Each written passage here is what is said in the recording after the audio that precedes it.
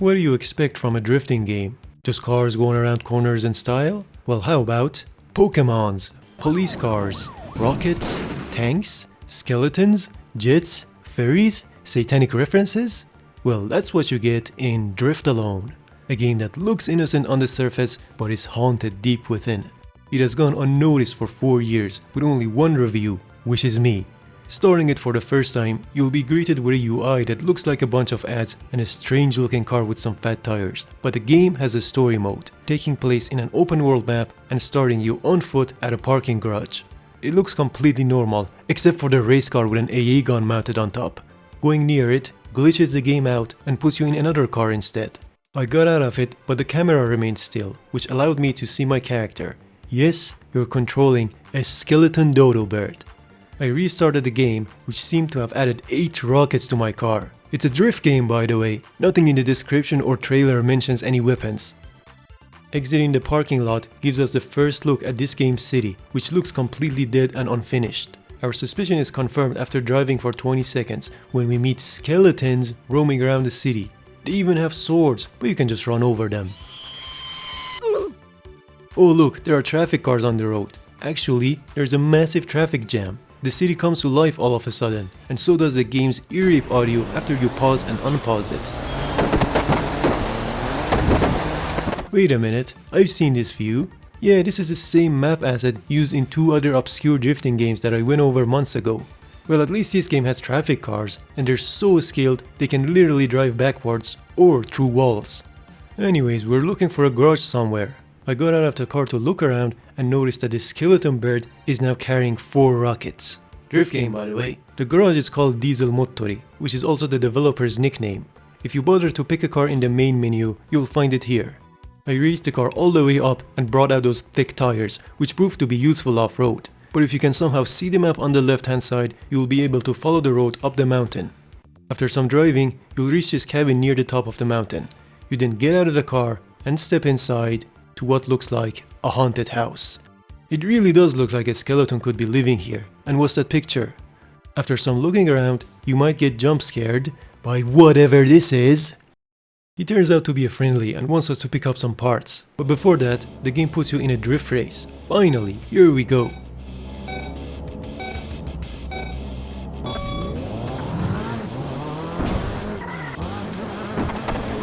There are police cars chasing you on a racetrack, but that will be the least of your concerns. Soon, you will hear explosions, fairy trash talk, lots of fire and smoke, more explosions, other racers. I'm not even firing my weapons, what's going on? The game has a day and night cycle, and I'm at position 71. How many cars are in the race? There are traffic cars going backwards on the track. Holy shit, why is there a skeleton on my HUD now? Speaking of which, there they are again.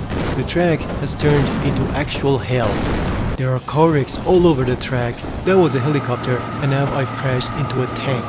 This drift game has turned into War Thunder. War Thunder is the most comprehensive vehicle combat game, available for free on PC and consoles, with over 2,500 land, air, and sea vehicles throughout different eras of history. War Thunder features one of the most sophisticated damage systems in gaming, with every vehicle being meticulously modeled down to each individual component. Customize these highly detailed war machines with numerous camouflages, historical markings, stickers, or even community-made skins. Join the ever-growing community of over 70 million players in epic PvP battles across multiple game modes. Whether you prefer a casual experience in arcade mode or want a more intense challenge in simulator mode, this game has you covered nonetheless. War Thunder delivers the ultimate combat experience for PC, PlayStation, and Xbox with stunning visuals and audio. Sign up now and play for free by clicking the link in description to get a huge free bonus pack, including premium vehicles, in-game currency, and more. Anyways, the track deforms with explosions. It's total chaos. There are so many things going on, so let's take a break and take everything in slowly. We're in a drift race, so our position in the pack doesn't matter. We need to get points by drifting and stay alive until the end of the race. Everything else is a distraction. Sounds easy, but here's the thing. The game is soft lock from here. For some reason, every circuit has a checkpoint that resets your drift score to 0, and you can't avoid it. I tried, but eventually gave up and ended up using Cheat Engine to lock my score. So here we are, the first people to witness the rest of the story. Apparently, we're now a cat trying to upgrade his car, and he even blinks. The text is generic and uses broken English. We're then back in our friend's house and need to go back to pick up some parts. You can take a taxi or skip to the destination from the menu. Here, we have another ferry who tells us to pick up more parts, and then the game puts us in another race. That's pretty much the cycle of this game's story mode. We'll continue on later, but this game has more things to offer. First off, the controls are shown in the long loading screens. There's unlimited nitros, but the controls are all normal. Except for the driver's soul. The 20 or so cars all handle similarly, but there are extensive options to tune them. You can even set your steering speed, so this game is better than the Crew already. But the biggest adjustment is the car class, which goes from this to this.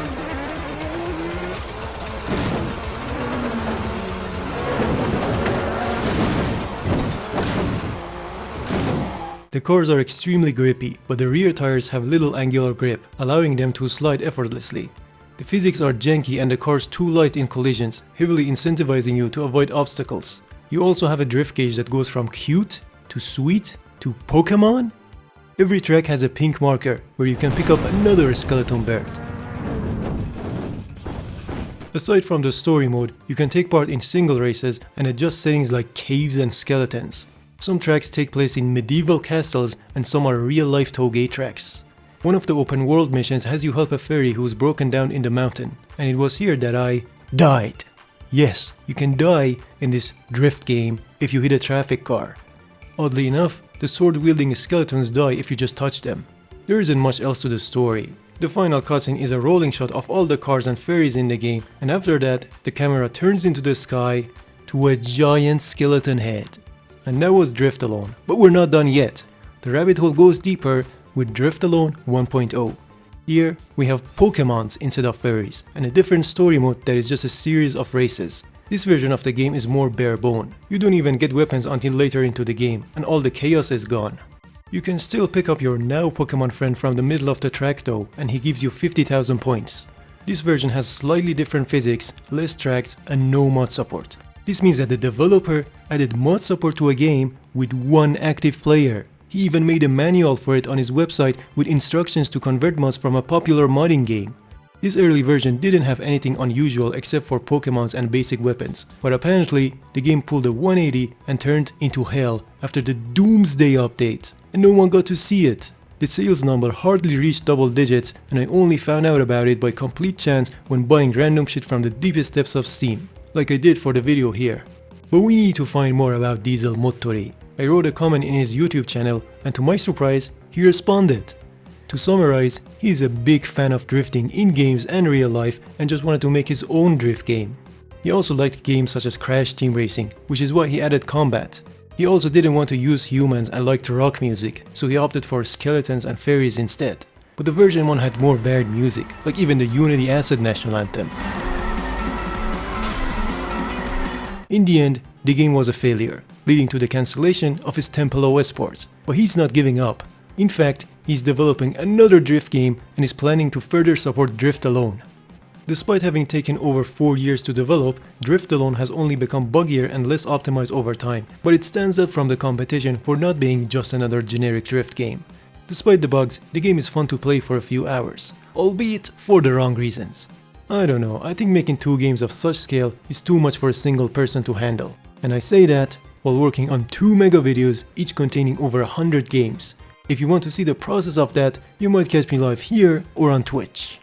Thanks again to War Thunder for sponsoring this video. Play for free on PC, PlayStation and Xbox using the link down below. If you're new or haven't played for 6 months, you'll also get a massive bonus pack across all platforms featuring premium vehicles, in-game currency and more. Available for a limited time only.